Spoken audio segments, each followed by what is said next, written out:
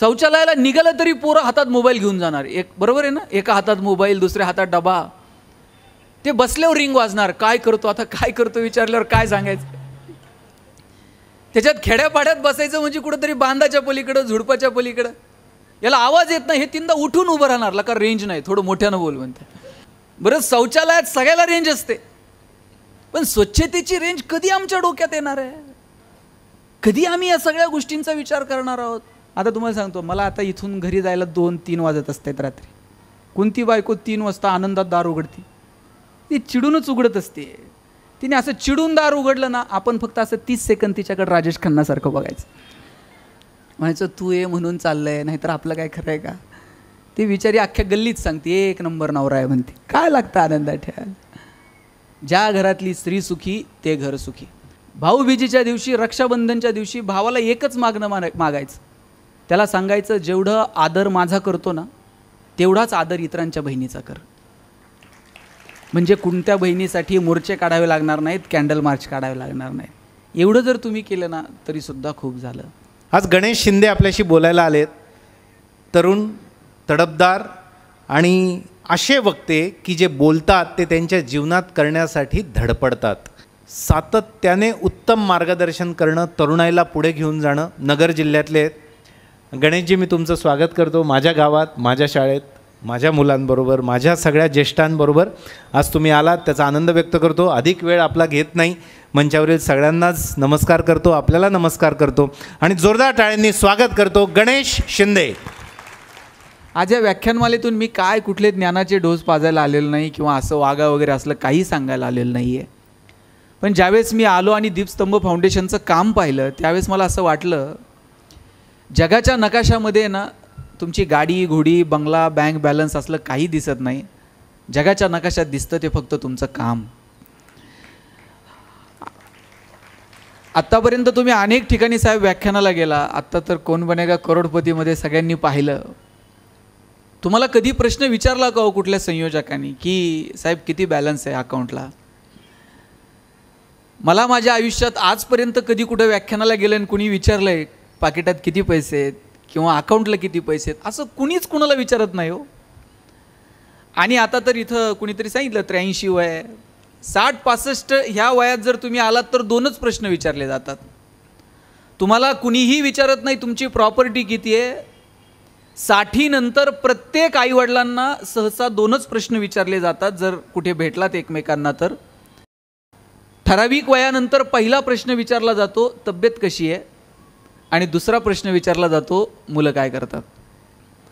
आणि मला वाटतं या दोनही प्रश्नांची उत्तर जर दणदणीत द्यायची असतील, ही तब्येत एकदम भारी आहे आणि पोरगा तर तुम्हाला माहीत आहे काय करतो, तर त्याच्यासाठी आत्ता पेरण करावी लागेल, आत्ता ठरवावं लागेल की नेमकं काय पेरायचं. माझ्या वडिलांना मी विचारलं होतं आज जो विषय मला ज्यावेळेस संयोजकांचा फोन आला की कुठल्या विषयावर बोलणार आहात, म्हटलं मी बोलतो जीवन सुंदर आहे. जगणं कधी सुंदर होतं माहिती आहे? इतिहासाला आपल्या येण्याची आणि जाण्याची नोंद ठेवावी वाटली पाहिजे. ज्या दिवशी इतिहासाला वाटेल की याच्या येण्याची नोंद ठेवावी आणि जाण्याची नोंद ठेवावी, त्या दिवशी समजावं की अरे आपण जरा चांगलं जगलो. मी माझ्या वडिलांना विचारलं की जगणं कधी सुंदर होईल, काय फॉर्म्युला आहे का? आतापर्यंत तुम्ही अनेक पोरांनो गणितात वेगवेगळे फॉर्म्युला तुम्ही शिकलात. असा एखादा फॉर्म्युला आहे का की यानं जगणं सुंदर होऊन जाईल? तुम्ही कुठल्याही शॉपमध्ये गेला तर अनेक कॉस्मेटिक प्रोडक्ट्स तुम्हाला विकत मिळतील, पण असं आहे का हो काही औषध? अशी कुठली क्रीम आहे का? हां, चेहरा सुंदर होईल पण जगणं सुंदर व्हावं असं काय आहे का? मी वडिलांना विचारलं जगणं कधी सुंदर होईल. त्यांनी एक साधं उत्तर मला सांगितलं. ते म्हटलं जगणं जर सुंदर व्हावं असं वाटत असेल ना तर एक तुला साधं एक गंमत सांगतो. म्हणे काय? म्हटलं आत्तापर्यंत तुला ज्या ज्या लोकांनी मदत केली त्या लोकांची यादी कर. मी ती यादी करायला घेतली. आजपर्यंत आपल्याला किती लोकांनी मदत केली. 10वीला असताना मला फी भरायला पैसे नव्हते, माझ्या मित्राच्या वडिलांनी दिले होते, त्यांचं नाव घेतलं. 11वीला क्लासला ज्याच्या सायकलवरती बसून जायचो त्याचं नाव लिहिलं. 12वीच्या पेपरला ज्याच्या गाडीवर बसून जायचो त्याचं नाव लिहिलं. पुण्यात ज्या घरामध्ये पेंगेस्ट म्हणून राहिलो, ज्या मित्राच्या रूमवर काही दिवस राहिलो, अशी यादी करता करता 100-150 लोकांची यादी झाली आणि सांगितलं या 100-150 लोकांनी मला आजपर्यंत मदत केली आहे. वडिलांनी कौतुकानं पाठीवर थाप मारली, म्हणले नशीबवान आहे. म्हटलं का? म्हणले तुला ती लोक आठवतात ज्यांनी तुला मदत केली. म्हटलं आता दुसरं काम कर. म्हटलं काय? आत्तापर्यंत तू किती लोकांना मदत केली ना त्यांची जरा यादी कर म्हटली. मग मी ती यादी करायला घेतली. 4-6 लोकांपेक्षा आठवून 4-6 लोक, याच्यापेक्षा जास्त ती यादी होऊ शकली नाही. ते म्हटले जगणं सुंदर करायचा सोपा फॉर्म्युला हा आहे. म्हटलं कोणता? ज्या दिवशी तुझी दुसरी यादी पहिल्या यादीपेक्षा मोठी होईल ना त्या दिवशी जगणं सुंदर होऊन जाईल. की आपण किती लोकांचं जगणं सुंदर करू शकलो, किती लोकांना उभारी देऊ शकलो, किती लोकांच्या जीवनात परिवर्तन करू शकलो. आज दीपस्तंभकडे पाहिलं तर असं वाटतं की आपण किती खुशी आहोत. या माणसांनी केवढं मोठं काम उभं केलं, किती लोकांच्या आयुष्यात परिवर्तन घडून आणलं, किती लोकांना मदत केली असेल. आणि कदाचित मगाशी मी येताना गप्पा मारत होतो, त्यांनी मला सांगितलं आपण सगळ्या जगाचं दुःख नाही पुसू शकणार, पण मी जो विषय निवडलाय, जे क्षेत्र निवडलंय त्या क्षेत्रात मात्र जेवढं काम करता येईल ना तेवढं कर. महात्मा गांधींचं एक वाक्य आहे पहा, अमर्याद क्षेत्रात मर्यादित काम करण्यापेक्षा मर्यादित क्षेत्रात अमर्याद काम करू. माझं क्षेत्र एखादं मर्यादित असेल, नाही मी दिव्यांगांसाठी काम करेल, मी अनाथ मुलांसाठी काम करेल, मी स्पर्धा परीक्षांसाठी काम करेल, पण त्याच्यात मी इतकं अमर्याद काम करेल की नाही ती माझी ओळख राहील किंवा त्याच्यासाठी म्हणून माझा जन्म आहे असं मला कधीतरी वाटावं. आणि मला पुन्हा पुन्हा आज असं वाटायला लागलंय की काम मात्र जगाच्या नकाशात दिसायला लागतं. म्हणून ठराविक वयात आपण स्वतःला प्रश्न विचारला पाहिजे.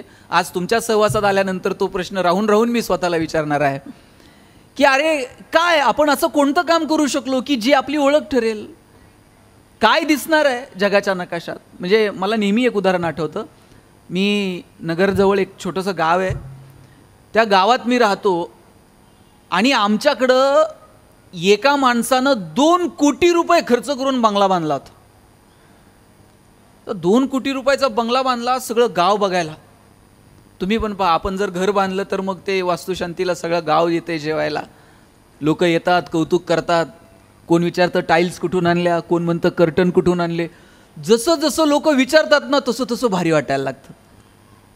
आपण दिवसभर आनंदात असतो, लोक कौतुक करतात, काय बंगला बांधला, काय घर बांधलं. तेवढ्यात जाताना कोणतर म्हणते साहेब जरा किचनची दिशा, हे इतकं टेन्शनमध्ये येत आहे ना. त्याच्या डोक्यात घर लक्षात राहत नाही, कर्ज लक्षात राहत नाही, हप्ता लक्षात राहत नाही, काही नाही. येणाऱ्या पाहुण्या रावळ्याकडे सुद्धा बघत नाही, ते सारखं किचनकडे बघतंय, दिशा कोणती चुकली काय बघत. 2 कोटी रुपयाचा बंगला बांधला, सगळं गाव बघायला आलं. आमच्या गावात एक महाराज होते, महाराज काय बंगला बघायला आले नाही. याच्या डोक्यात एकच, सगळे आले आणि महाराज आले नाही. यानं गाडी पाठवली, महाराज घराला पाय लागले पाहिजेत. महाराज आले, महाराजांना पहिल्या मजल्यावर नेलं, दुसऱ्या मजल्यावर नेलं, तिसऱ्या मजल्यावर नेलं आणि तिसऱ्या मजल्यावर असा मोठा जगाचा नकाशा लावलेला होता. महाराजांनी विचारले हे काय? म्हटलं जगाचा नकाशा. आणि म्हणले यात काय? सगळं आहे म्हटले. म्हणजे यात भारत कुठे? म्हणले महाराज जगाचा नकाशा आहे, भारत हा इथं भारत आहे म्हटले, हा छोटासा. आणि म्हणले महाराष्ट्र? म्हणले अहो जगाच्या नकाशात भारतच एवढा दिसतोय, महाराष्ट्र इथं हा छोटा, इथं हा महाराष्ट्र आहे म्हटलं. आणि म्हणले नगर? आता महाराष्ट्रच नाही म्हणले नगर, इथं हे बिंदू, इथं नगर असलं पाहिजे म्हणले. आणि म्हणले आपलं केडगाव? आता ते म्हणलं महाराज आता नगर दिसतं आणि केडगाव. आणि म्हणले तुझा 2 कोटीचा बंगला कुठे यात? आणि महाराज म्हणले इथं जिल्हाच दिसना आणि माझा बंगला कुठून दिसायला लागलाय. महाराजांनी जाता जाता पाठीव थाप मारली, म्हणले राजा जगाच्या नकाशात जी गोष्ट कधीच दिसणार नाही ती कमवण्यासाठी आयुष्य वाया घातलं की म्हटले. तुझा बंगला, तुझी गाडी जगाच्या नकाशात दिसत नाही. महाजन सरांचा बंगला दिसतो का नाही मला माहित नाही जगाच्या नकाशात, पण दीपस्तंभ मात्र दिसणार आहे. पोपटराव पवारांनी हिवरे बाजार उभं केलं, हिवरे बाजार मात्र दिसणार आहे. अण्णांचं राळेगण मात्र दिसणार आहे. जगाच्या नकाशात काम दिसतं. तुम्ही कोणत्या क्षेत्रात काय करू लागलात. आणि जगणं सुंदर यानंच होणार आहे की आम्ही इतरांच्या आयुष्यात काय आनंद निर्माण करू शकलो, इतरांच्या जगण्यामध्ये आमच्यामुळे काय परिवर्तन होऊ शकलं. हे बा आपण माणसं आहोत, आपण जनावरं नाही आहोत. आपल्याला बोलता येतं, आपल्याला चालता येतं. परमेश्वराने ती कृपा केली आपल्यावरती की आपल्याला माणूस म्हणून जन्माला घातलं. म्हणजे आपल्यावरती सगळ्यात मोठे उपकार जर कोणते असतील तर मुळात आपण माणूस म्हणून जन्माला आलो. हा कधीही न संपणारा उपकार आहे परमेश्वराचा. आपल्याला भावना व्यक्त करता येतात, आपल्याला बोलता येतं, काहींना चांगलं बोलता येतं, त्यांच्यावर तर अनेक उपकार आहेत. काहींना चांगलं गाता येतं, त्यांच्यावर अनंत उपकार आहेत. भगवंतानं माणसावरती एवढे उपकार केलेत. आता आपल्याला ठरवायचे की या उपकारांची परतफेड आपण कशा पद्धतीनं करावी. रस्त्यावरच्या जनावरांना त्यांच्या भावना व्यक्त नाही करतायत. हायवेला येऊन बघा, रोज 2-3 कुत्री मरून पडलेली असतात. त्यांच्या पिलांना तक्रार करता येते का पोलीस स्टेशनला जाऊन, आमच्या बापाची चूक नव्हती, याचाच ब्रेक लागला नाही, आमची तक्रार दाखल करून घ्या? त्यांना नाही बोलता येत. धाब्यावरती कोंबड्या घेऊन जातात काही लोक. त्या 2 व्हीलरला अशी काठी बांधलेली असते, त्या कोंबड्या अशा उलट्या बांधलेल्या असतात, त्यांच्या तोंडातून फेस बाहेर पडत असतो, पंख फडफडतात आणि त्यांना धाब्यावर घेऊन जातात. त्यांना कळतं आता शेवटचा प्रवास आहे, पण तक्रार करता येत नाही की आता नीट घेऊन जा. माणसाला तक्रारी करता येतात, या असं चालणार नाही म्हणता येतं. माणसाला आनंद व्यक्त करता येतो, कुणाच्या तरी खांद्यावरती डोकं ठेवून रडता येतं. केवढे उपकार आहेत भगवंताचे की त्यानं व्यक्त होण्याची संधी आपल्याला उपलब्ध करून दिली. मला वाटतं ज्याला व्यक्त होता येतं ना, त्याला आनंदाचे सगळे पैलू हळूहळू सापडायला लागतात. पण दुर्दैवानं व्यक्त होण्याची साधनं वाढली, साधनं वाढत गेली, पण व्यक्त होणं मात्र कमी कमी होत गेलं. त्यातला चांगुलपणा, त्यातला जिव्हाळा, त्यातली संवेदनशीलता, त्यातला ओलावा तो कधी संपला ना हेच कळलं नाही. पोस्टमन यायचा कधीतरी, पोस्टमन जर पत्र घेऊन आला ना सगळ्या घराला आनंद व्हायचा. त्यातल्या ते काही ते एकतर कुणाला तरी वाचता यायचं नाही, मग कोणीतरी ते पोस्टमनलाच वाचायला सांगायचं, मग त्यानं पत्र वाचून दाखवायचं. चांगली बातमी असली की त्याला चहा बी पार जेवून पोस्टमन जात होता. आता पोस्टमनच घराकडे येत नाही, पत्रच येत नाहीत. आता येतात फक्त पोस्टपेडचं बिल किंवा एखादी कर्जाची थकलेली नोटीस, तेवढी आता पोस्टाने येते. याच्या पलीकडे काय पोस्टमन आणि हा प्रकार फारसा उरलेला नाही. आता सगळं फास्ट आहे, विदिन अ सेकंद जगापर्यंत पोहोचतं. किती सुंदर गॅजेट आहे मोबाईल, हेवा वाटावा असं यंत्र आहे. एका सेकंदात तुम्ही जगापर्यंत पोहोचत होतात. पण त्याचा इतका अतिरेकी वापर झाला की त्यातून भावना बाजूला गेल्या आणि फक्त काहीतरी कृत्रिमपणा त्याच्यामध्ये उरला. आणि तो इतका वाढत गेला की त्याचे परिणाम सामाजिक स्तरावर, कुटुंबाच्या स्तरावरती, सगळ्या स्तरावरती आता जाणवायला लागलेत. म्हणजे एक काळ असा होता, पोरं मैदानावरती दिसायची, आता पोरं मैदानावर नाहीत. इकडून तिकडून पोरं मैदानावरती आलीच तरी ते शेजारी ठेवलेल्या बाकड्यावर बसून मोबाईलवर गेम खेळत आहे.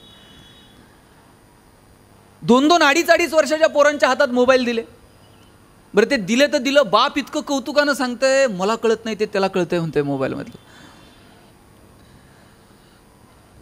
आता इथं काही वयस्कर महिला आहेत, मला सांगा आई, पोरग जर रडायला लागलं तर तुम्ही काय करायचं? तो त्या पोराला जवळ घ्यायचं आणि जवळ घेतल्यावर पोरग रडणं थांबवत होतं की नाही? का थांबवायचं? ते जवळ घेतल्याबरोबर त्याला जाणवायचं आई आहे. गर्भात असताना त्या लेकरानं पहिल्यांदा काय ऐकले? आईच्या हृदयाचे ठोके ऐकलेत आणि त्याला कळायचं की माझी आई आहे. जवळ घेतल्याबरोबर पोरग रडणं थांबवत होतं. आता पोरग रडायला लागल्यावर तुम्ही काय करता? काय वा वा वा वा, पर्समधनं मोबाईल काढायचा, पोराच्या हातात द्यायचा आणि ते पोरग इतकं पुढचे ते मोबाईल हातात आल्याबरोबर रडणं थांबवते. आईच्या स्पर्शाची जागा जर मोबाईलच्या स्पर्शानं घेतलेली असेल तर हा कुणाचा पराजय आहे? हा विज्ञान तंत्रज्ञानाचा विजय आहे का मातृत्वाचा पराजय आहे? मला वाटतं हे ठरवण्याची वेळ आली आहे. आनंद हा फक्त साधनांमध्ये नाही आहे, त्याच्या पलीकडे आहे. आम्ही साधनांमध्ये आनंद शोधायला लागलो. माऊली इतकं सुंदर सांगतात, किंबहुना सोये जीव आत्मयाचे लाहे, तेथ जे होय तया नाम सुख. माऊलींनी सांगितलं आत्म्याशी जे संबंधित आहे त्याला सुख म्हणावं. आम्ही साधनांमध्ये सुख शोधायला लागलो. याचा अर्थ साधनं कमवू नये त्या मताचा नाही, साधनं कमवा, पण त्याचा इतका अतिरेकी वापर की ती साधनच जणू आम्हाला साध्य वाटायला लागली आहेत. पाहुणे जर घरात आले तर आई चहा घेऊन जायची. चहा हातात आल्यानंतर पाहुणा विचारायचा, पाऊस पाणी बरं आहे का, पीक पाणी कसं आहे, गणेश तू कितवीला आहे, कावेरी तू काय करते. घरात आल्यावर पाहुणा बोलत होता, आई चहा पाणी करत होती, स्वयंपाक खोलीत जाऊन जेवायला जेवून जा असं सांगत होती. हा एकमेकांशी संवाद होता. आता तुम्ही बघा, घरात पाहुणा आला आणि आई चहाचा कप घेऊन गेली, ते पाहुणा असलं विचारतच नाही पाऊस आहे का आणि पाणी आहे का, ते आल्याबरोबर विचारतंय तुमच्याकडं छोट्या पिनचा चार्जर आहे का. ते इतकं अस्वस्थ आहे. आणि त्याच्या अस्वस्थतेचं कारण काय, त्याच्या मोबाईलची बॅटरी लो आहे. मोबाईलची बॅटरी लो असणं हे जर आमच्या अस्वस्थतेचं कारण असेल तर आम्ही किती फंटूस आयुष्य जगतोय. संध्याकाळी झोपताना सुद्धा चार्जरची जागा कुठे ते बघून आम्ही झोपायची जागा निवडतो. आमचा संवाद रात्री सुरू होतो, पार ते स्टेटस आणि डीपी इतका झूम करून बघतात ना, बरं ते बाहेर येत नाही. म्हणजे त्याचा किती वापर कुठल्या कारणांसाठी. आता स्वच्छता, मी नवळे साहेबांना विचारलं तुम्ही होतात का स्वच्छ सर्वेक्षणमध्ये, आणि नगराध्यक्ष साहेबांनी सांगितलं की आम्ही 3 स्टार कॅटेगरीमध्ये आलो आहे, दिल्लीला आता बहुमानही झाला. आम्ही त्या स्वच्छता अभियानासाठी इतके फिरलो, गावोगावी फिरायचो, लोकांना सांगायचो. मोबाईलवरून विषय निघाला म्हणून सांगतो, आम्ही कॉलेजला होतो, आम्ही गावात जाऊन खराट्यानं गावं झाडून घ्यायचो. गावातले लोक असे कमरेवर हात देऊन उभे राहायचे, म्हणजे पोरांनो जरा इकडून घ्या. आम्ही ते शौचालयाचे खड्डे खांदायचो, लोक अजून 2 फूट खाली घ्या. अरे अजून 2 फूट कशाला, त्या 2.5 फुटाचाच लागतो, त्याच्या खाली विष्ठेचं विघटन करणारे बॅक्टेरिया हे आम्ही सांगायचो त्यांना. पण नाही, ते तुम्ही आलायत ना, जसं उक्त घेतलंय तुम्ही ते करा. आणि 10-10, 15-15 हजार रुपयांचे मोबाईल लोकांच्या हातात असायचे, पण ते शौचालय बांधायचे नाही. म्हणजे इतकी वाईट अवस्था असायची. शौचालयाला निघालं तरी पोरं हातात मोबाईल घेऊन जाणार, एक बरोबर आहे ना, एका हातात मोबाईल दुसऱ्या हातात डबा. ते बसल्यावर रिंग वाजणार, काय करतो आता, काय करतो विचारल्यावर काय सांगायचं. त्याच्यात खेड्यापाड्यात बसायचं म्हणजे कुठंतरी बांधाच्या पलीकडं, झुडपाच्या पलीकडं. याला आवाज येत नाही, हे तीनदा उठून उभं राहणार, का रेंज नाही, थोडं मोठ्यानं बोल म्हणते. बरं, शौचालयात सगळ्याला रेंज असते, पण स्वच्छतेची रेंज कधी आमच्या डोक्यात येणार आहे. कधी आम्ही या सगळ्या गोष्टींचा विचार करणार आहोत. कधी आम्ही आमच्या मुलाबाळांसोबत संवाद साधणार आहोत. कधी आम्ही त्यांच्यासोबत प्रामाणिकपणे बोलणार आहोत. नुसती संवादाची साधनं वाढून उपयोग नाही, त्यांच्याबरोबरचा संवाद आम्हाला साधता येईल का, त्याच्यासाठी मुळात आमच्याकडे वेळ आहे का. आमच्या मुलांसोबत बोलायला वेळ आहे का. मी स्वतःला नशिबवान समजतो, मला 12 वर्ष माझ्या आजोबांचा सहवास लाभला. छोटं घर होतं आमचं पत्र्याचं. आई वडील बहीण भाऊ आजोबा आम्ही सगळे त्या 2 खोल्यात राहायचो. माझे वडील माझ्या आजोबा आणि मी, आजोबा असे क्वार्टर झोपायचे, मी खाली झोपायचो. आम्ही रात्र दोघं एकमेकांशी गप्पा मारायचो. मी जर काही सांगायला लागलो तर आजोबा म्हणायचे, अरे तू काय सांगतो, याच्यावर ज्ञानोबा असं म्हणतात, याच्यावर तुकोबा असं म्हणतात. आजोबांसोबत संवाद साधायला मिळाला. आताच्या पिढीमध्ये कितीतरी कुटुंबांमध्ये, अजून खेड्यापाड्यात बरं आहे हो, कितीतरी शहरांमधल्या कुटुंबांमध्ये आजी आजोबाच उरले नाहीत. ज्या आजी आजोबांनी राम कृष्ण ज्ञानोबा तुकोबा समजावून सांगावे, ते आजी आजोबा बघायला मिळत नाहीत. इकडून तिकडून जिकडे शिल्लक आहेत त्यांना रामकृष्ण आठवत नाही. नातू जर म्हणला गोष्ट सांग तर आजोबा म्हणतात, एक होता राजा, त्याच्या 2 राण्या. आता आज्यानं असं सांगितल्यावर पोरग तेच करतंय, 1 राजा 2 राण्या. कॉलेजला गेल्यावर त्यातली एक आवडती, दुसरी नावडती. काय पेरायचं ठरवलंय हो. आम्ही जे पेरणार आहोत ना मुलाबाळांच्या बाबतीत, ते उगवणार आहे. म्हणून पहिलं आनंदाची बाजू जर कोणती असेल ना, तर ती संवाद आहे. आपल्याला संवाद साधता आला पाहिजे, बोलता आलं पाहिजे, लोकांच्या भावना समजून घेता आल्या पाहिजेत. आपल्या मुलांसोबत संवाद असावा, त्यांच्यासोबत बोलावं, त्यांना जवळ घ्यावं. आपल्या ज्या जगण्याच्या संकल्पना आहेत त्या त्यांच्यासमोर किमान नाही, त्यांच्यावर लादू तर नयेतच. ठराविक वयानंतर पोरांना काय करायचे ते करणारच आहेत, पण ठराविक वयापर्यंत तरी किमान त्यांच्यासोबत आमचा संवाद, आमचा स्पर्श असायला हवा. 10-10, 12-12 वर्षाची मुलं होईपर्यंत बापाच्या पायावर पाय टाकून झोपत होती. आता 2-2, 4-4 वर्षाच्या मुलांचे सेपरेट बेडरूम आहेत. जुन्या काळात आईबापाला शरीराचे धर्म नव्हते का, पण होते. पण ते जोपासत असताना त्यांनी मुलांचे स्पर्श ठराविक वयापर्यंत तुटू दिले नाहीत. आम्हाला तो स्पर्श तरी आम्हाला आमच्या लेकराला देता येईल का. बापानं नुसतं पुरीकडे पाहिलं ना तरी पुरीला वाटायला पाहिजे की अरे माझा बाप माझ्यासाठी हे करतो, मला चुकून चालणार नाही. बापानं पोराच्या नुसता पाठीवर थाप मारली तरी पोराला कळलं पाहिजे की अरे नाही, माझं चाललंय ते जरा चुकीचं आहे, बापाच्या फार वेगळ्या अपेक्षा आहेत माझ्याकडनं. पण त्याच्यासाठी किमान तो संवाद, ती भाषा आपल्याला येणाऱ्या पिढीसोबत ठेवावी लागेल. येणारी पिढी आपल्यापेक्षा प्रचंड पुढची आहे. आज आपण वेळ जर नाही दिला आणि यांच्यासोबत जर ते संवेदनशील नातं आपण नाही टिकवू शकलो, नाही जोपासू शकलो, तर ही पिढीसुद्धा येणाऱ्या काळात आपल्याला वेळ देणार नाही, हे लक्षात ठेवा.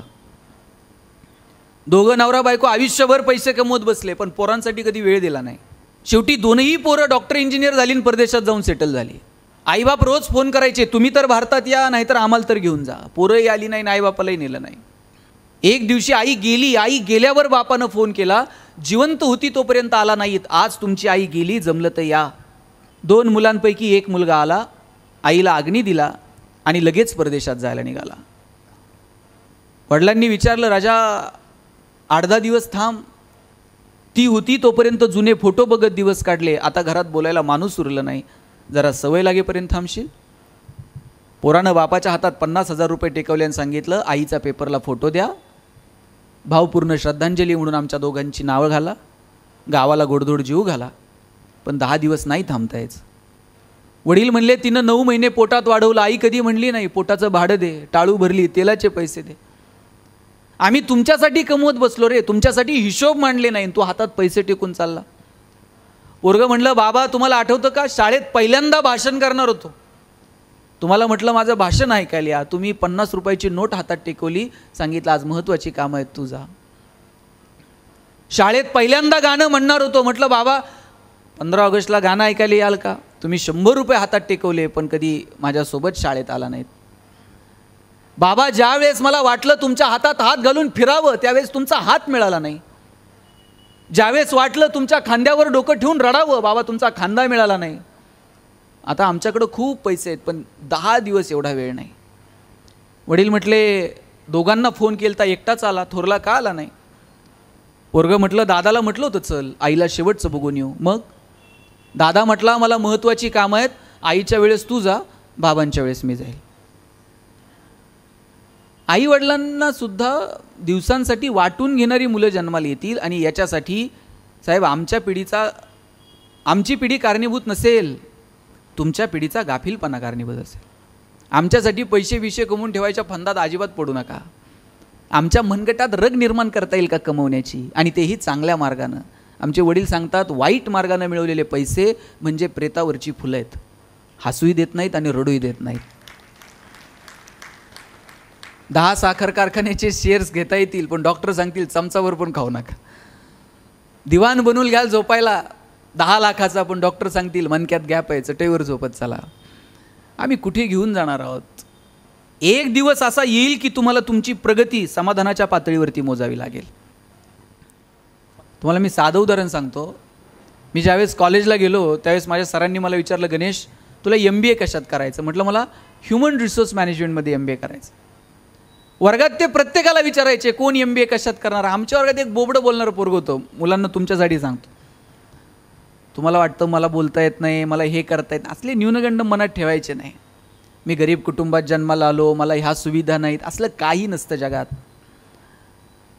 सुख दुःख हे सगळं आपल्या आपल्या भोवती फिरत असतं. त्या कोशातून ज्यांना बाहेर पडता येतं ना, त्यांचं जगणं समृद्ध होतं. त्या पोराला बोबडं बोलायचं, नीट बोलता यायचं नाही. त्याला विचारलं MBA कशात करणार, पोरानं ठणकून सांगितलं मार्केटिंगमध्ये MBA करणार. म्हटलं सर, म्हटले र बोलता येईन आणि तू मार्केटिंग, तुझं बॅकग्राऊंड कॉमर्स आहे, फायनान्समध्ये कर. पोरग वर्गात उठून उभं राहिला, म्हणला सल कलनाल तर मार्केटिंगमध्ये MBA कलनाल, नाही तर शिकणार नाही. म्हटलं सर म्हणले तुला काय करायचं आहे ते कर, परीक्षा घेऊयात आणि शोधूयात कुणामध्ये मार्केटिंगचं टॅलेंट आहे. म्हटलं ठीक आहे. आम्हाला 100 पोरांनो रामायणाच्या प्रती दिल्या आणि सांगितलं या रामायणाच्या प्रती बाजारात जाऊन विकून यायच्या.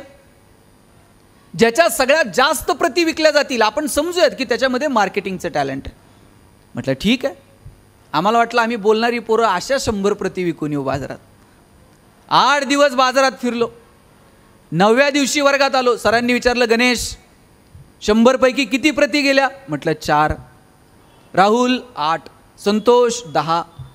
मार्क मिळवणारी पोरं पण 20पेक्षा जास्त प्रती कुणाच्याच गेल्या नाही. ते बोबडं बोलणारं पोरगं मागच्या बाकावर बसायचं. त्याला विचारलं तुझ्या किती गेल्या रे? म्हणला सल 100च्या 100 प्रती विकून आला. म्हटलं सर, म्हटले केलं काय? मार्केटिंगची कोणती स्ट्रॅटेजी, कोणतं रेफरन्स बुक? म्हणला काहीच केलं नाही. म्हटले मग? लोकांच्या दालात जायचो, उभं राहायचो, बेल दाबायचो, लोक बाहेर यायची, लोक बाहेर आली की समोर लामायण ठेवायचो आणि सांगायचं हे लामायण विकत घेता का वाचून दाखवू? लोक म्हणायची वाचून नको दाखवू, तुझं रामायण विकत घेतो. आता बोबडं बोलणं विकनेस आहे का स्ट्रेंथ आहे? आणि त्यानं जर तो तसाच दाबून ठेवला असता तर स्ट्रेंथ ठरला असता का? निश्चित ठरला नसता. आपल्या प्रत्येकात काहीतरी वेगळेपण आहे. ते वेगळेपण आपल्याला ओळखता आलं पाहिजे. ज्या दिवशी आपल्याला आपल्यातलं वेगळेपण सापडलं ना, त्या दिवशी जगणं सुंदर आहे. आणि तुमच्यासाठी मदत करणारे असे असंख्य हात आहेत. ज्या दिवशी असं वाटेल ना आपल्याकडे काय थोडंसं असं खचल्यासारखं वाटेल, त्यावेळेस सरांकडे बघायचं. मला वाटतं आईबाप म्हणून काही नाही तर किमान मोठी स्वप्न तर पोरांना दाखवा की अरे तू करू शकतो, मी आहे तुझ्यासोबत. ते पोरगं काही वेगळं करायला गेलं का बाप सांगतंय अंथरून पाहून पाय पसर. चला ते पोरगं हातपाय खोडून खोडून मरून गेलं, पण बापानं काही त्याला कधी बापानं सांगितलं पाहिजे हातपाय पसर, अंथरुणाचं काय करायचं तुझा बाप बघल. एवढी धमक आपल्याला आपल्या लेकरात निर्माण करता आली पाहिजे. ही धमक, ही स्वप्न तरी किमान आपल्याला आपल्या मुलांना दाखवता आली पाहिजेत. अहो आयुष्यातला संघर्ष, त्यात सुद्धा मजा आहे. ज्यावेळेस तह झाला आणि किल्ले द्यावे लागले मिर्झा राजेला, औरंगजेबाला भेटायला निघाले राजे. जाताना एकटे गेले का? एकटे जाऊ शकले असते, पण संभाजीराजांना घेऊन गेले.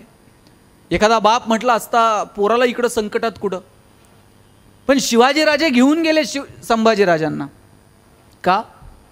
आत्तापर्यंत तू जिंकणं बघितलं, संघर्ष सुद्धा कळायला नको? आयुष्यातला संघर्ष कळावा. मधला जो प्रवास आहे, या प्रवासात काहीतरी गप्पा झाल्या असतील का नाही शिवाजीराजांच्या आणि संभाजीराजांच्या? तिथं आग्र्याला पोहोचेपर्यंत काय बोलले असतील शिवाजीराजे संभाजीराजांना? स्विस बँकेत आपला अकाउंट आहे, पासवर्ड सांगून जातो, पुण्यात आपले 2 फ्लॅट आहेत. काय बोलले का असतील शिवाजीराजे? शिवाजीराजांनी सांगितलं असेल शंभूराजे आत्तापर्यंत जिंकणं बघितलं, चला आता संघर्ष पहा. घेऊन गेले. राजबिंडा संभाजीराजा पाहिला ना, औरंगजेबाने एक हत्ती भेट म्हणून दिला संभाजीराजांना. आणि थोडीशी गंमत करावी म्हणून दिलेर खान म्हटला, शंभूराजे आप इतने छोटे हो और हाथी इतना बड़ा है, इस हाथी को आप महाराष्ट्र में कैसे ले जाओगे?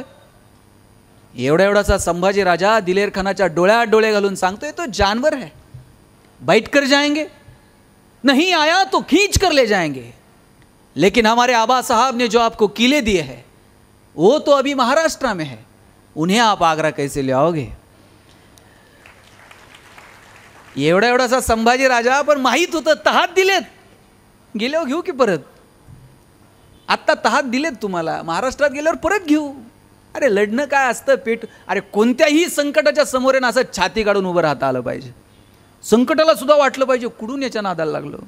तुम्हाला ते महमूदचा पिक्चर माहिती आहे का? ते महमूद, आता तुम्ही तुमच्या पिढीने हे पिक्चर पाहिले असतील. मला तो सीन इतका माझ्या मनावर कोरला गेला.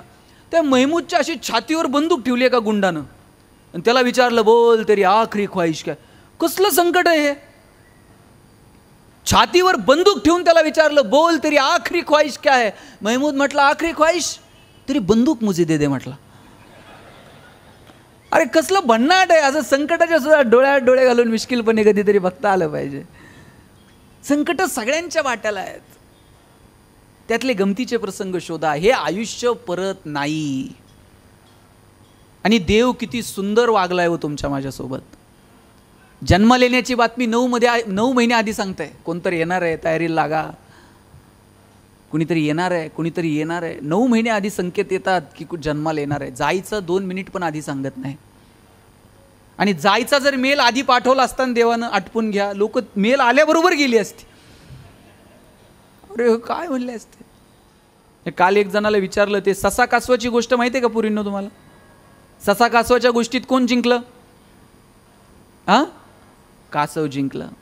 कासव जिंकलं. मी पोरांना विचारलं या गोष्टीतनं काय शिकलात? ते म्हटलं काय शिकलात म्हणजे काय, रेस हारली तरी चालेल पण दुपारची झोप झाली पाहिजे. म्हटलं तुम्ही माहिती आणि ज्ञानात गफलत करू नका. आम्हाला काय मिळवायचं आहे, काय कुठे घेऊन जा. 2 मार्क पोरांनो कमी पडले एखाद्या विषयात तरी चालेल, याचा अर्थ कमी पाडू नका, पण पडले तरी हरकत नाही. पण आम्हाला समाज कळतो का, समाजातले प्रश्न कळतात का, आम्हाला देश कळतो का, आम्हाला निसर्ग कळतो का, आम्हाला समाज कळतो का, या दृष्टीनं थोडा विचार व्हायला हवा. डॉक्टर होतील हो, पण समाजाची नाडी कळेल असे डॉक्टर आम्हाला निर्माण करता येतील का. अभियंते येतील हो, पण समाज अभियंते आम्हाला निर्माण करता येतील का. अधिकारी होतील, परंतु आम्ही कशासाठी अधिकारात आहोत असं कळणारे अधिकारी येतील का. म्हणजे नेवाळे साहेब, अजूनही तलाट्याकडे जायचं असेल तर आमचा शेतकरी घाबरत घाबरत जातो. भाऊसाहेबाचा मूड नीट असेल का. हा नोकरशाहीचा सगळ्यात मोठा पराजय आहे की आमच्याकडे येताना लोकांना भीती वाटावी. जोपर्यंत ते असे बिनधास्त आमच्याकडे येत नाही, साहेब एवढं काम आहे, तोपर्यंत नोकरशाहीचा विजय नाही. असे देशप्रेमानं समाज हितासाठी ओतप्रोत भरलेले अधिकारी आम्हाला घडवता येतील का. मला वाटतं ही खरं तर आजच्या समस्या आहेत. त्याच्यासाठी येणाऱ्या काळात आपल्याला काम करता येईल का, मला वाटतं याचा विचार व्हायला हवा. म्हणून मला आपल्या सगळ्यांसोबत आज या व्याख्यानमालेच्या निमित्तानं फक्त 1-2 विषयांना स्पर्श करून मी थांबेल. निसर्ग, समाज आणि अर्थकारण हे जे 3 मुद्दे आहेत याच्यावरती वारंवार चर्चा व्हायला हवी, याच्यावरती काम व्हायला हवं. कोरोनाच्या काळात 2 वर्षात आपल्याला आपण किती शूद्र आहोत हे कळालं. आणि निसर्गानं याच्या अगोदर अनेकदा आपल्याला चाहूल दिलेली आहे की बाबा थांब जरा आटोक्यात घे. निसर्गाला किती ओरबडावं. नेपोलियननं तिकडे युरोप जिंकला, जाताना लाखो सैन्य घेऊन गेला. शस्त्रांच्या जोरावरती नेपोलियनला युरोप जिंकता आला, पण युरोप जिंकल्यानंतर तिथं पिवळ्या तापाची साथ आली आणि त्याच्यात त्याचं सैन्य स्वतःला टिकू शकलं नाही. मोजकं सैन्य परत घेऊन नेपोलियनला परत मायदेशी परतावं लागलं. शस्त्रांच्या जोरावरती युरोप जिंकता आला, पण साध्या पिवळ्या तापाच्या साथीसमोर त्याचं सैन्य टिकाव धरू शकलं नाही. निसर्ग शस्त्रांच्या जोरावरती जिंकता येणार नाही. चीनमध्ये मिंग राजवट होती, तिथं पण अशीच साथ आली. आजूबाजूच्या टोळ्यांनी आक्रमणं केली, सगळी मिंग राजवट उद्ध्वस्त करून टाकली. दक्षिण आफ्रिकेमध्ये जनावरांचा प्लेग आला, सगळी जनावरं मरून गेली. जनावरांवरती आधारित उद्योग व्यवसाय सगळे लयाला गेले. वेळोवेळी माणसाला जाणीव करून दिली आहे निसर्गानं, बाबा निसर्गाकडे जरा बघ, 2 झाडं लाव नाही ती वाढव बाबा, पाण्याचं नियोजन कर, थेंब थेंब त्याचा वापर नीट कर. आम्ही लहान होतो पोरांनो तुमच्यासारखे, असं गुडघ्यानं पाय टिकून जनावरासारखं आम्ही नदीवरती पाणी पिलेलं मला आठवतंय. तुम्ही तर पाहिलंच असेल. मला आठवतंय मी असं गुडघे टिकून जनावरासारखं पाणी पिलेलं आहे. आज पॅक बॉटलमधलं पाणी 10 वेळा माणूस विचार करतोय पिऊ का नको, नीट असेल का नाही. कुठे घेऊन चाललोय आम्ही निसर्गाला. ताई आंब्याच्या सीझनमध्ये जर आम्ही गावात गेलो, कोणत्याही घरात जाऊन आम्ही आंबे खात होतो, एवढे आंबे गावात होते.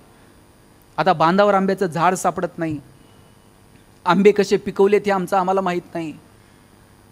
बोराच्या सीझनमध्ये गेलो, गावातल्या 2-4 पोरांची तरी डोकी फुटलेली असायची. हे बोराला दगड मारतंय, डोक्यात दगड पडतोय, डोकं फुटतंय. जांभळाच्या सीझनमध्ये 4-5 पोरांचे तरी हात मोडलेले असायचे गावात. जांभळा वर चढतंय, ते लाकूड कमकुत असतं जांभळाचं, खाली पडतंय. निसर्ग भरभरून देत होता. आज आम्ही निसर्गाकडे पाहायला वेळ नाही हो. पोरांनो निसर्ग समजून घेतला पाहिजे.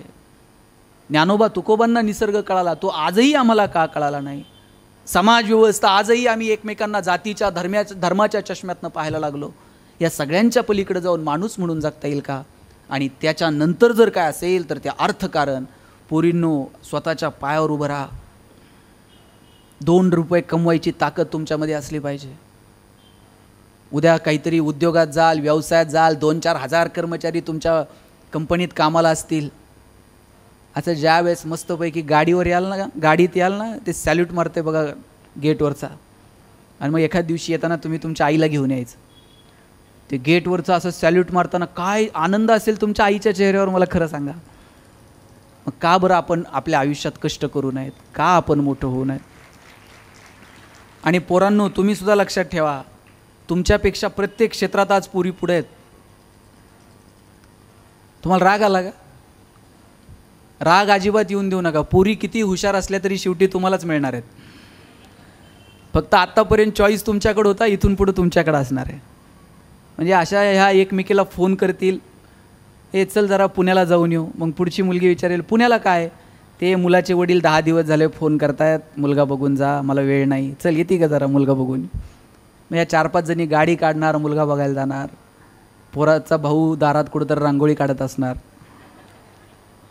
तुम्ही अशी गाडी लावायची, आत सोफ्यावर जाऊन बसायचं, असा पायावर पाय टाकायचा, मग पोरगा तिकडनं चहा पोहे घेऊन येणार. मग तुम्ही असं डोळ्यात डोळे घालून विचारायचं, का रे स्वयंपाक बिपाक जमतो का.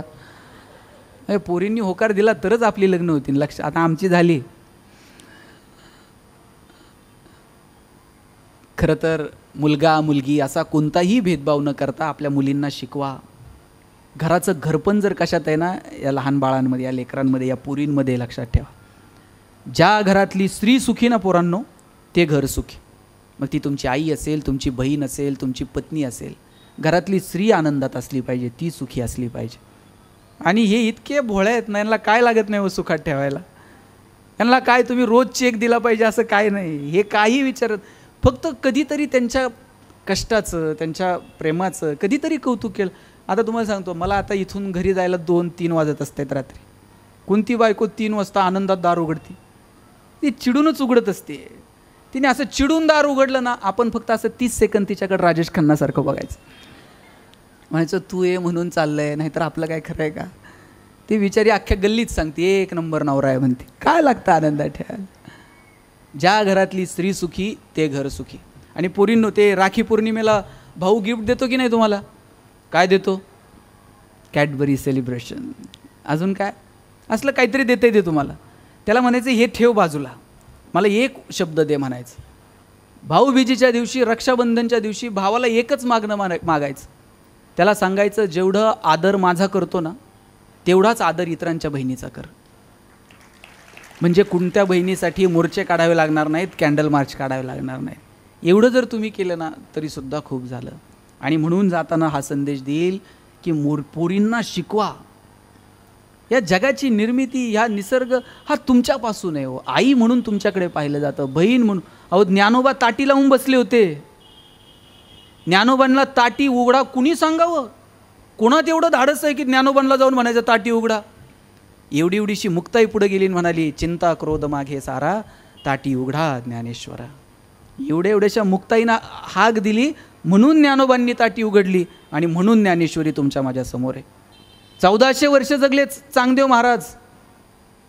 कोरपत्र पाठवलं, मुक्ताईच्या हातात पडलं. मुक्ताई म्हणली चांगदेवा 1400 वर्ष जगलात, पण कोरे ते कोरेच राहिलात. 1400 वर्ष जगलेल्या चांगदेव महाराजांना एवढ्याशा मुक्ताईनं जगण्याचा अर्थ समजून सांगितला. मगाशी महाजन सरांनी नमस्कार केला आणि तुमच्याकडून प्रतिनमस्कार आला नाही. हे सगळे भावंड नामदेवरायांना भेटायला गेलते, निवृत्ती, ज्ञानदेव, सोपानंद, मुक्ताई. ह्या सगळ्यांनी नमस्कार केला, पण मुक्तीनं मात्र नमस्कार केला नाही. आणि जाताना ज्ञानोबा चिडले, म्हणले मुक्ते, आम्ही सगळ्यांनी नामदेवरायाला नमस्कार केला, तू का केला नाही? तेव्हा मुक्ताई म्हटली, दादा तुम्ही जेवढा समजता ना तेवढा नामा अजून मोठा झाला नाही. ते म्हणले काय म्हणतेस? नामदेवरायांचा अधिकार एवढा आहे, नामदेवराय जर कीर्तनाला लागले तर देवसुद्धा नाचतो, आणि तू म्हणती नामा अजून मोठा झाला नाही. मुक्ताई म्हणली, दादा साधा शिष्टाचार आहे, नमस्काराला प्रतिनमस्कार करायचा असतो. तुम्ही नमस्कार केल्यानंतर नामदेवरायांनी तुम्हाला नमस्कार केला नाही, नामा अजून मोठा झाला नाही. आणि मुक्ताईंनी बोलून घेतलं नामदेवरायांना. आळंदीला या म्हणले आमच्या सिद्धेश्वरांनी बोलवले. आणि मग गोरोबा काकांनी डोक्यात धापटणं मारून सगळ्यांची परीक्षा घेतली, सगळ्यांच्या डोक्यात मारलं. नामदेवरायांच्या मारायला लागले. नामदेवराय म्हणले मारू नको. म्हणले हे कच्चं मडकं आहे, हे पक्क करावं लागेल, गुरु करावा लागेल. गुरुनी मार्ग दाखवला. सांगायचं तात्पर्य, मुलींमध्ये प्रचंड ताकद आहे, त्यांना शिकवा. नाही म्हणले ते पोरगी नको. म्हणले का? ते वंशाला दिवा लागतो म्हणले. वंशाला काय पंथी चालत नाही का? नाही म्हणले, पण ते चितेला आग लावायला पोरगी नको का? मला खरं सांगा, गॅस कोण चांगलं पेटवतं? चूल कोण चांगलं पेटवतं? आणि मग चिता कोण चांगली पेटवल? त्याला पोरगाच कशाला पाहिजे हो? मुलगी घराचं घरपण आहे, म्हणून तिला शिकवा, तिच्यासाठी मोठी स्वप्न बघा, तिला जेवढं करता येईल तेवढं तिच्यासाठी करा. मुलगा मुलगी असा भेदभाव न करता त्यांना भरभरून जेवढं देता येईल ना तेवढं द्या. तुम्ही त्यांच्यासाठी किती संपत्ती कमवली हे महत्त्वाचं नाही, पण तुम्ही त्यांना किती प्रेम, किती आस्था, किती त्यांच्याशी बोललात, किती संवाद साधलात, त्यांच्यामध्ये किती धाडस निर्माण करू शकलात, त्यांच्यामध्ये किती ताकद निर्माण करू शकलात, मला वाटतं ती महत्त्वाची आहे. त्यासाठी आपण भरभरून काम करू, एकमेकांचं जगणं सुंदर व्हावं याच्यासाठी प्रयत्न करू. आयुष्यातल्या छोट्या छोट्या गोष्टींचा आनंद घ्यायला विसरू नका. मोठी स्वप्न बघा, पण छोट्या गोष्टीचा आनंद घेणं मात्र विसरू नये. शेवटच्या 1 मिनिटात सांगतो, मला असं नेहमी वाटतं की छोट्या छोट्या गोष्टींमध्ये आनंद आहे आणि तो आपण घेतला पाहिजे. ते आनंदाचे क्षण, आयुष्य निघून गेलं ना, मग कळतं की अरे ते जगायचं राहून गेलं. श्वास थांबल्यानंतर जगण्याची सुविधा अद्याप उपलब्ध नाही. श्वास थांबला की सगळं संपलं. जोपर्यंत श्वास आहे तोपर्यंत जे करायचं आहे ते करून घ्यावं, आनंदानं जगून घ्यावं. नंतर तुम्ही म्हटलात की नाही ही अमुक एक गोष्ट राहिली, नाही करता येणार, म्हणून साध्या साध्या गोष्टींमधला आनंद घेता आला पाहिजे. माझे वडील शिक्षक, आमचं घर पत्र्याचं, अख्ख्या कॉलनीत सगळ्यांची घरं स्लॅबची, आमचंच एक पत्र्याचं. मी आईला म्हणायचो, आई सगळ्यांचं स्लॅबचं ना आपलंच पत्र्याचं का? आई म्हणायची तुझे वडील शिक्षक आहेत म्हणून घर पत्र्याचं. म्हणलं आता शासनाचा GR आहे का शिक्षकांनी स्लॅबची घरं बांधे? ती म्हणायची कार्ट्या नशिबानं आहेस पत्र्याच्या घरात जन्माला आला. म्हटलं का? ती म्हणायची बघ घर गरम व्हायला लागलं का तुला कळतं उन्हाळा सुरू झाला आहे, घर गळायला लागलं का तुला कळतं पावसाळा सुरू झाला आहे. शेजारच्या स्लॅबच्या घरात उन्हाळाही कळत नाही आणि पावसाळाही कळत नाही. खास ऋतूंची ओळख व्हावी म्हणून भूगोल शिकवणाऱ्या तुझ्या बापानं असलं मॉडेल उभं केलं आहे म्हणायचे. काय मजा होती हो जगण्यामध्ये. वडील एक चॉकलेट आणायचे आणि माझ्या बहिणीच्या हातात द्यायचे पोरींनो आणि सांगायचे गणेशाने तू अर्धा अर्ध करून खा. ताई चॉकलेटचे 2 भाग करायची, एक मोठा आणि एक, आणि ताई चॉकलेटचा मोठा भाग मला द्यायची आणि छोटा स्वतःला ठेवायची. चॉकलेट छोटं होतं पण आभाळा एवढा संस्कार करून गेलं. मोठ्या लोकांनी मोठ्या गोष्टी मोठ्या मनानं छोट्या लोकांना द्यायच्या असतात आणि जगात हे फक्त बहीण करू शकते, दुसरं कोणी नाही. म्हणून बहिणीचा सन्मान करा, आपल्याही आणि इतरांच्याही. तुम्ही ते म्हातारी माहिती आहे पोरींनो झाडातनं बाहेर यायची, पाहिली का तुम्ही? ती म्हातारी अजूनही तरुण आहे, पण ऐन तारुण्यात व्यसनाच्या नादी लागून आमची पोरं कधी म्हातारी झाली ते मात्र कळलं नाही. तुम्ही वहीत कधी मोराचा पीस ठेवला आहे का? नाही ठेवला? ठेवून बघा. आम्ही ठेवायचो लहान असताना. आम्ही मोराचा पीस ठेवला तर आमचे सिनियर सांगायचे अजून 2 वर्ष ठेवायचा. म्हटलं मग काय होतं? म्हणले त्याला पिल्लू होतं. कधीच झालं नाही ते, पण वेड्या आशेनं 2-2 वर्ष तो मोराचा पीस वहीत आम्ही जपून ठेवला. म्हणून या छोट्या क्षणांचा मस्त आनंद घ्या, हसत राहा. मी एक पुस्तक लिहिलं सुख नावाचं, कॉलेजला असतानाच लिहिलं होतं, पण त्याच्यावर एक पहिलं वाक्य लिहिलं होतं मी, no once more no retake for any moment so keep smiling. आयुष्याच्या चित्रपटाला रिटेक नाही, आयुष्याच्या गाण्याला वन्स मोर नाही. तुम्हाला वाटलं माझं भाषण पुढं ढकलावं, ढकलता येणार नाही. घरी गेल्यानंतर वाटलं परत ऐकावं, परत ऐकता येणार नाही. आयुष्याचा कोणताही क्षण पुढं ढकलता येत नाही आणि कोणताही क्षण रिव्हर्स करून बघता येत नाही. म्हणून मस्त जगा, हसत राहा. मी आल्यापासून 2-3 बघतोय हसलेच नाहीत ते हसावं वाटलं तरी शेजारच्याकडे बघणार, तो हसतोय का? ते हसत नाही, मग मी का हसू? माणसालाच हसता येतं साहेब, जनावरांना येतं का हसता? खरं सांगा ताई, शेणकूर करायला गोठ्यात गेलाय आणि एखाद्या म्हशीनं छान स्माईल दिली, असं झालंय कधी? म्हैस म्हणते का प्लीज वेलकम इन गोठा विथ स्माईल? गाढवाला कधी हसताना बघितलंय का? ज्या दिवशी साहेब गाढव हसायला सुरुवात करते ना, त्या दिवशी समजायचं गाढवाचा प्रवास मानवत्वाकडे सुरू झाला. आणि ज्या दिवशी माणूस हसायचं बंद करते त्या दिवशी समजायचं माणसाचा प्रवास तुमचं तुम्ही समजून घ्या कुठे झाला. म्हणून मस्त राहा, हसत राहा. आणि कितीही मोठे झाला, मगाशी 1 मिनटं घेतो शेवटचा, महाजन सरांना त्यांचे शिक्षक भेटले आणि ते मला ओळख करून देताना म्हटले ही सगळी व्याख्यानमाला ना हेच सगळं करतात, माझा याच्यात टाचणी इतका पण रोल नाही आहे. त्यावेळेस ते म्हटले की नाही सगळं हे म्हणजे सगळं करूनसुद्धा मी कुणी नाही, हा भाव आपल्या मनात कायम असला पाहिजे, तर भगवंतसुद्धा भरभरून देतो. एक शेवटचं उदाहरण सांगून थांबतो. एक राजा होता, त्या राजाला भेटायला एक माणूस चालला होता आणि ते तिथे जाताना ते शिपायांनी अडवलं. ते म्हणले अरे डायरेक्ट दरबारात चाललाय, तू कोण आहे? तो म्हणला तुम्हाला माहीत नाही मी कोण आहे, डायरेक्ट मला परवानगी पाहिजे. तू म्हणले अरे बाबा तू काय या राज्यात कुणी शिपाई आहे का की तुला इथून जायला परवानगी आहे? हे म्हणला शिपाई. उससे बडकरू म्हटला नाही. अरे म्हणले तुम कोई सैनिक हो? म्हणला उससे भी बडकरू. तो सैनिक सरदार हो? सरदार. उससे भी बडकरू म्हटलं. क्या प्रधान हो? म्हणलं प्रधान से भी बड. क्या तुम राजा हो? राजा से भी बडकरू म्हटलं. आता म्हणलं राजापेक्षा राजा के गुरु हो? बोले उससे भी बढ़कर हो। क्या तुम खुदा हो? तो म्हणला अरे खुदा उससे भी बढ़कर, अरे उससे बढ़कर तो म्हणले कुछ भी नाही. हा म्हणला वही हूं मैं, कुछ भी नाही. हे असलं कुछ भी नाही होता आलं पाहिजे. ते ज्या दिवशी होता येतं ना त्या दिवशी मस्त जगता येतं. खूप खूप शुभेच्छा. No once more, no retake for any moment. So please please please dear friends, keep smiling. Thanks lot.